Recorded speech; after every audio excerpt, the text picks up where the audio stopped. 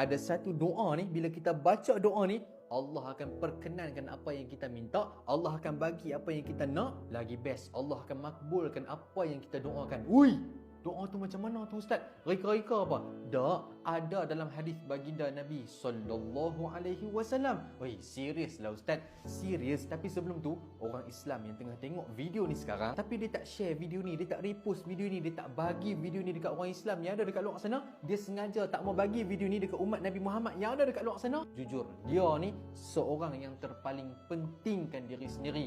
Yalah, ramai orang dekat luar sana tak tahu pun tentang doa ni, hadis ni, kisah ni, tak tahu pun. Janganlah simpan seorang-seorang. Ramai orang dekat luar sana, mungkin dia tertunggu-tunggu macam mana nak dapat doa makbul, cara nak dapat doa makbul. Dia tak tahu. Dia tengok video ni, oh dia tahu ada hadis cerita tentang doa makbul tu. Uish, takkan kita tak dapat pahala, betul tak? Manalah kita tahu ada seorang ibu, dia tengok video ni, dia pun baca doa tu, dia doa supaya anak dia jadi anak yang soleh. Seorang isteri, dia tengok video ni, dia doa untuk suami dia. Suami baca doa untuk isteri dia. Wish, takkan tak dapat pahala kita, betul tak? Benda baik, sebarkan. Cara senang untuk buat pahala, guna cara tu. Tekan butang share, tekan butang repost. Okey, cerita dia macam ni. Fokus saya elok. Video ni tak panjang mana pun.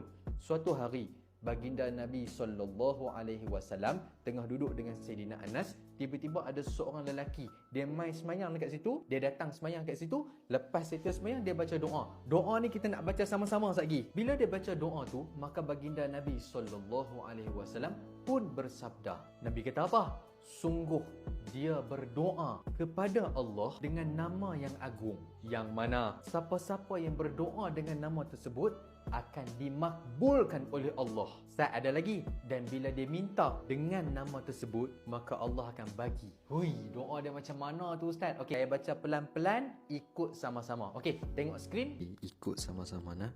Allahumma inni as'aluka bi anna lakal hamda la ilaha illa anta al-mannan badi'us samawati wal ard ya dzal jalali wal ikram ya hayyu ya qayyum